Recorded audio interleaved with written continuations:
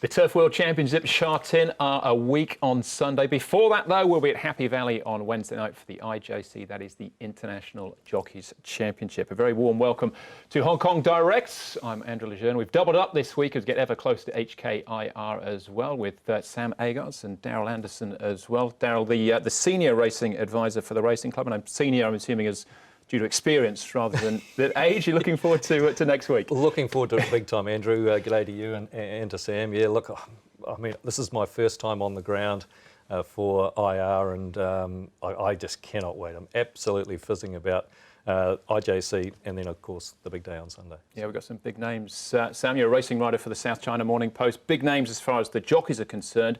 We've got some big names equine-wise rolling into town as well, though. Absolutely, we do. It's a huge lineup, obviously, on Wednesday night, and then on Sunday, some of the biggest champions in the world are going to converge on Sha-Tin. Obviously, Almond Eye leading the way, so it's very much something to look forward to. A lot of these jockeys will fly in and fly out again. They've got a lot on the schedules, and it's still even building up to this point. You know, a lot of big races with Oshin Murphy coming in hot off a Japan Cup win. Yeah, absolutely. And speaking to him by phone the other day, he's flying in for the IJC. Then he's back to Japan for racing on Saturday. And James McDonald, he flies in for the IJC, and then he's back in Perth on the Saturday before he returns to Hong Kong on Sunday. So we've got this amazing lineup of jockeys. I mean, this is probably arguably the best lineup there's ever been. So much depth to it, Sam. Whichever way you look, they're as far as racing's concerned, they're household names. There is, and very exciting to see the likes of Zach Purton and Joe Moreira in there, and the guys that are coming to take them on I guess it's their home turf. They're representing Hong Kong, and these guys like Ryan Moore and, as you said, Oshin and Frankie, it's just going to be huge. It will be. And we've got defending champion from last year as well in Silvestre de Sousa, back to defend his crown as Ed Sadler caught up with him this week at Trackwork. Silvestre, the IJC, the International Jockeys Championship, is coming up next week. You're the defending champion. You've gone close in it before. What was it like to win it last year? It's indescribable, you know, and I had a terrific moment, you know, that night, and obviously, I'm there again this year, and and I just hope to pick up some nice rides in the night, you know. Looking at last year, 2 wins, 2 placings, things couldn't have gone much better for you, could they? No, they couldn't. No, and you know, and when I still remember, like, you know, when my first horse finished place, and I thought myself the other ones must got chances as well because they have better form going to the night, you know. So no, I was very pleased in the night, and at the same time, and I was very lucky to get on the right horses in the night. Faithful Trinity, joined by Experto Crede, who darted through. Planet Stars one pace, some street somewhere. Bank on Red flashing home. Silvestre de Sousa looking for the championship, and he's got it. Experto Crede takes the final leg. You ended the night on 34 points, a new record, breaking the previous record set by Frankie Dettori. Frankie's coming back here this year. What are your thoughts on taking on him and some of the other jockeys that are going to line up in the series this year? To me, it'll be the same again, you know, and I just hope to get on some nice rides, and but if the ride's good enough, they will deliver for me. And obviously, you know, and we got Frankie, and you got the other jockeys too, you know, so it's a big night, and with all the superstars, you know. You've ridden at so many different tracks all around the world. Happy Valley is a very unique race course. Describe it to us from a jockey's point of view. What's it like riding there? It's a special place, you know, and you need a lot of luck in the race, and first of all, you need to ride the right horse as well, you know, and you have to keep your horse balanced. It's a very tight track and combo, you know, and you know, it's a place like, and you're doing better when you go around every week, you know. So for you, the fact that you've got that experience at Happy Valley, does that give you a bit of an advantage? I hope so. You know, I hope so. I've been around there a few times, and you know, and I hope that could give me an advantage as a list of nose in front. You know, your win in the series last year came at the back of what was a super year for you. 2019 hasn't been as straightforward. You were 2 months out for injury. How are you feeling, and how would you describe the year that you've had? At the same time, I had a good year. You know, I picked up an injury, and but you know, I had 2 months off. But I feel good as ever, and it's just I still had a good year. You know, I picked up a lot of big winners for King Power, and the last day we won the Champion Stake and Dom won the Triumph. So the whole team going a great guns, and with the hiccups, with the injury, but we still had a good year. You know, and a couple of Group 2s, Group 3s, and we finalized with a Group 1 in the Champions Day. We've hit the ground running here as well, SDS. 2 winners already in the bag. Yeah, absolutely. He's outstanding. But like I said, this is arguably the best lineup that we've ever had. And in fact, if you look around the world, who haven't we got? I don't know. I mean, maybe Soumillon, Bowman, but they're coming on Sunday. It's an outstanding lineup, Sam, isn't it? Certainly is. And to have someone like O'Sheen, who we've mentioned, coming, he's in red hot form, and just the format of it makes it so interesting with guys like Purton and Moreira, who normally have a mortgage on the rides. It's completely random which horses they get, and it really levels things out. Well, it does come down to that, doesn't it? Luck of the draw races 4, 5, 7 and 8 on the night, I should say. We've got a couple of Class 4s, a Class 3 and a Class 2 of the 1800 metres. That looks like a good race in actual fact. It does, and like we said, the conditions of the race make it a complete level playing field for all concerned here, which I guess makes it a little bit more interesting too. What about Frankie Dettori, a 3-time winner of the championship? Going back to 1999 was his first win, 20 years ago now. Yeah, huge effort. I think his last win was in 2011, so he'll be coming here to try and get the job done again, no doubt. He's flamboyant, isn't he? He's I guess, the headline actor. He's a draw kind wherever he goes in the world. Exactly. He's awesome. And it'll also on the Friday night next week as well be picking up the world's best, Longines World Best Rider Award for the 2nd year running. Yeah, no doubt about that this year. I think 19 Group 1s. It was a laydown was there that it was going to be Frankie winning that award this year. Yeah, Zach Purton ran a second in that. We didn't see the flags when we had that graphic up before, Darryl, but James McDonald will be here representing Australia. How does that going with the Kiwis? I'm here representing Australia today too, to be honest. Yeah, maybe a little contentious, Andrew, but let's probably not go there. But it's his adopted homeland these days, so we'll let him off. All right, OK. And SDS actually representing the UK as well. But Colin Keane will be good to see him back, because he made a bit of a splash on his first ride last year with Special Stars, winning for John Size. Certainly did, and a nice ride to get first up, and I believe he finished second overall, so he'll come back with plenty of confidence. And in third place last year was Vincent Ho, who's just continues to grow, doesn't he, as a jockey, and hopefully he can turn it on for the home fans again. Well, he's had an extraordinary season this year, Carus speed riding as well. I was actually speaking to the guys, Carus and Vincent, the other day, and they said it's good atmosphere in the weighing room. When you get down to the start, though, it's all business. But that is Vincent down to a T. He's all business, isn't he? He is all business. He plays things quite close to his chest. You see him at track work, you see him in barrier trials. He's very focused. And good that he got a call up to be part of it again this year. So.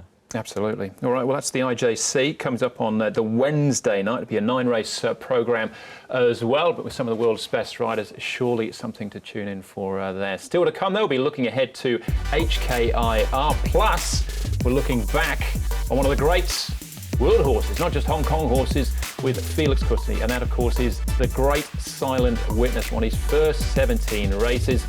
And then the big one, a week on Sunday, Beauty Generation. Can he bounce back? The world's best miler. We've got one of the world's best horses in the shape of Almond Eye lining up as well.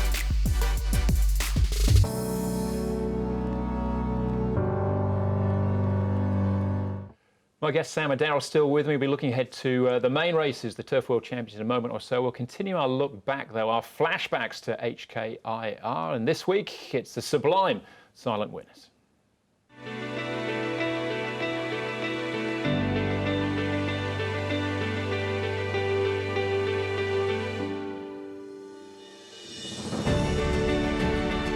Before the 2003 Hong Kong Sprint, Hong Kong was in a very tough place with SARS.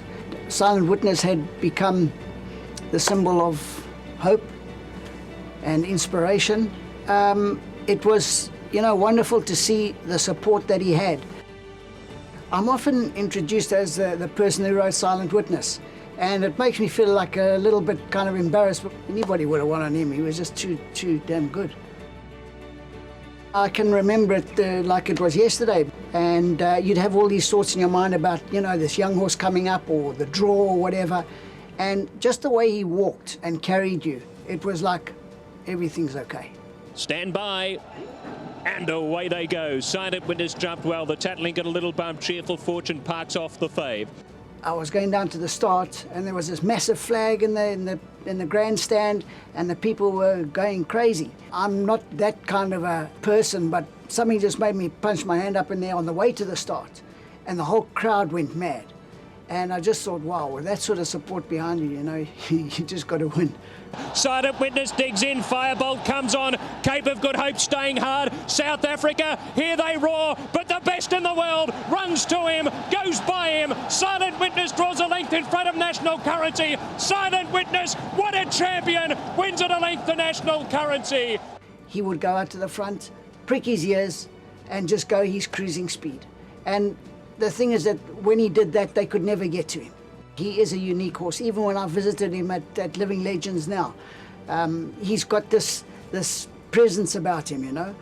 The public's reaction to him was really, you know, exciting, and I really, really enjoyed it and took it in at the time. Didn't take it for granted, you know. In Hong Kong, he's supreme.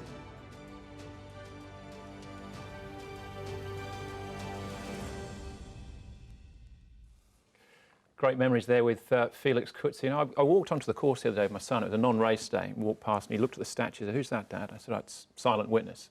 Didn't mention the jockey. And we actually met Felix when we were up at the racecourse. I said, "Is that statue you just saw?" He was the man on board. And Felix sort of touched. He felt a little bit embarrassed about it. But it's great to have him still here because he's a true legend himself as well as the horse. Absolutely. I'm pretty sure I saw him roll out on one at track work on Tuesday morning as well. So, I mean, that's remarkable, isn't it? Certainly is, and the work he's doing with the apprentices here is obviously great for Hong Kong racing. Yeah, if you've got him mentoring the Alfie Chans and the up-and-coming riders coming through, you can't go far wrong, can you? Absolutely not. All right, well, let's get into Sunday's programme, the Turf World Championships. And, well, these are some of the big draw cards across the three Group 1 races. Almond Eye for Japan in the Cup, Beauty Generation the Mile, Athero, and Anthony Van Dyke, winner of the Derby this year at Epsom, lines up in the Vars to take on Exultant. But of those ones, well, let's start with the sprints. And Athero, just an extraordinary performance last time out in the trial race itself, but he was getting a lot of weight on that occasion. But he still will, 117 pounds. Zach Purton's on a pretty decent diet at the moment, I'd imagine. Certainly is, and no doubt he was never going to miss that ride, so he'll be doing everything required to make sure he makes the weight. And the rise of this horse has just been a pleasure to watch, and it's been so quick, and with that weight relief, despite the fact you've got proven performers like Beat the Clock challenging, Athero really looks tough to beat. He's exciting, isn't he? He's just a supreme athlete, beautiful horse, and a real motor. John Moore touched on the fact he said he didn't want the squeeze box, and the barrier draw is going to be important for the sprint. If he drew sort of a low number and they crowded him early, it could change the dynamic of the race pretty quickly. And the field is deep as well, Sam, with the likes of the Beat the Clocks this well. Mr. Stunning, two-time champion. Hot King Prawn return is a huge run behind Athero in that trial race as well. Certainly was, and even DB Pin as a proven performer and a couple of internationals down on Smash is no slouch either. So, yeah, look, he'll have to get some luck. Athero. I thought Denon Smash probably should have won that last Group 1 he contested, and why couldn't something like Season's Bloom lob up, not to beat Athero, but run top 3, top 4? I mean, his run last time out was good too. So, yeah, interesting, really good race, but I mean, he stands out, doesn't he? He does. A lot of the local horses trialled Friday morning, and they all look good as well. So I think that the draw's got to be vital, hasn't it, going into the race? So of all the races, this may be more than horse. Absolutely. I mean, what's his ideal draw, do you think? If it's not 1, 2 or 3, where do you think? I think John sort of suggested he'd like something 6, 7, 8 in that sort of frame to give the horse a chance to get out into some clear galloping room. And as we know, it takes him a few strides to really wind up. So something like that might work well. Very exciting, a 3-year-old, 117. That's all he'll carry in the sprint against his older rivals. Moving on, though, to, well, one of the world's best at the moment, and that is Almond Eye. She'll be going around in the Cup. Her first visit here to Hong Kong, but she's proved she can travel in the past. She went to Dubai last year and was very impressive winning there. We talked about Frankie being a big draw card in the IJC. Well, she is one of the biggest draw cards for HKIR this year, and yep, look, she's the one to beat, and she's going to start a very prohibitive favourite, a bit like Beauty Generation has, I guess, in a lot of his races. very, very exciting, and I can't wait to see her in the flesh and watch her race. Yeah, her preparation's been perfect, though she'll arrive on Sunday, I understand, Sam. We've got vision of her last piece of work in Japan before she left as well, and this is, well, fantastic vision, isn't it, with the helmet cam here. It just gives you an idea of what it's like to be on board one of the world's best. Yeah, it's a great insight into just what makes Almond Eye the horse that she is, and really looking forward to the whole package that Almond Eye will bring to the HKIR, the fans that will come into town as well, and just that extra bit of atmosphere she'll bring to the course. Yeah, that's the Miho Training Centre. She will have, well, it's a decent field she's got to take on. Last year's winner, we've got Rise High in there as well, and Winbright's. Winbright's an old favourite of mine. Very close to your heart. Owes me nothing. For anyone who doesn't know, you tipped him in last year's QE2 at yes, 40 to 1. Yeah, beautiful. So, yeah, I've got to respect him, but also got a lot of time for Magic Wand as well, even though she had a number of races in a very short space of time in Australia. I thought fourth in the Cox Plate was good, Melbourne Cup run was okay, winning the McKinnon was good. I want to see how she's travelled and have a look at her before I back her, but I respect her massively, and I think she may be the one that Almond Eye has to watch. All right, speaking of respect, Beauty Generation demands a lot of that, Sam, but has the gloss just gone off a little bit in his last two starts? Seems like it has, Andrew, for sure. It just seems like the horse has been a bit flat, hasn't had that trademark middle sectionals that really can put horses away. Really interesting to see if Beauty Generation can bounce back. I know Zach Purton, who will ride the horse, is a little bit unsure himself, so certainly something that everyone's looking forward to seeing. Absolutely. Beauty Generation, Waikuku, Kaying Star and Indy Champ as well. I mean, they look the kind of standout forward, aren't they, in that race? Yeah, Indy Champ seems to have that sort of CV, a bit like Morris when he was heading in this direction. He's winning the same sort of races. Beauty Generation still got them on ratings, but again, talking of draws, if he draws low and they get across him and box them in like they did before, then it gets pretty difficult, doesn't it? Certainly does. It's proven that Beauty Generation likes to have his own way and really get in front and be able to dominate the field. So, Indy Champ was good last time. Yeah, he was great. Turn of foot was really good when he saw some clear air. Yes. I'm still guessing a little bit as far as the mile is concerned. Yeah. What about the Vars, though? Has been a happy hunting ground for the Europeans in the past, but we've got a pretty good one in Exultant this year. Yeah, well, Exultant's proven. Did it last year.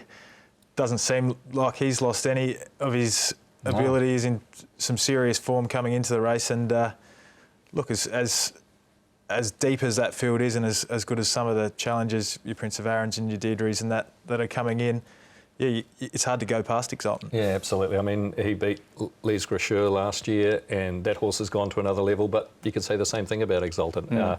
He'll start a short-priced favourite as well, but he deserves to be. He's very, very, very, very hard to beat. Of course, you got your Japanese trio and Prince of Aaron. Just a little bit of interest there for me too on his way home. Yeah, he was super in Melbourne, wasn't he? But he did come out last year as well. Anthony Van Dyke deserves a mention. Sam, he's a Derby winner from this year, and probably a little bit unlucky in the Breeders' Cup meeting last time out. Certainly proven with that performance, even though didn't win, that he can travel. And to have an English Derby winner coming to Hong Kong is just fantastic for the day. Yeah, absolutely. Yeah, can't wait. Like, I mean, I think Hong Kong is extremely well represented, but there's a good portion of international horses that can front up and win Sunday week as well.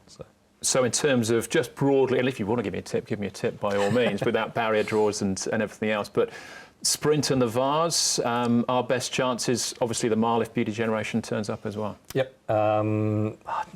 Jury's out with me with Beauty Generation, so I can't be tipping him with any confidence, but Athero, I think, will win, regardless of the barrier draw. There you go.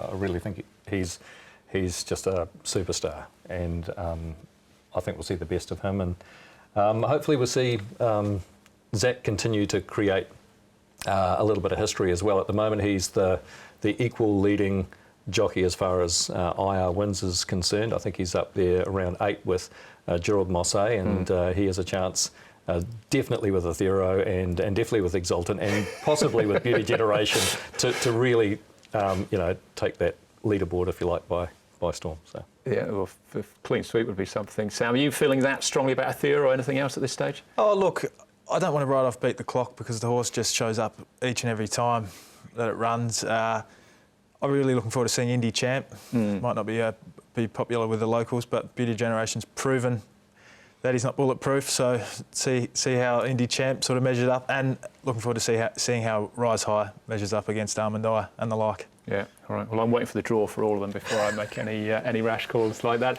As far as the diary is concerned, heading into the week, this weekend, we've got 6 races on the dirt as we save the turf track for a week on Sunday. Still a very competitive card, though, with some interesting first starters as well. Wednesday night at Happy Valley for the International Jockeys Championship, and of course, next Sunday, the 4 Group 1s, the Turf World Championships, Sprint Mile, the Cup, and the Vare. So it's going to be a very busy week, guys, not just with the racing, of course, but lots of stuff happening around the outside as well.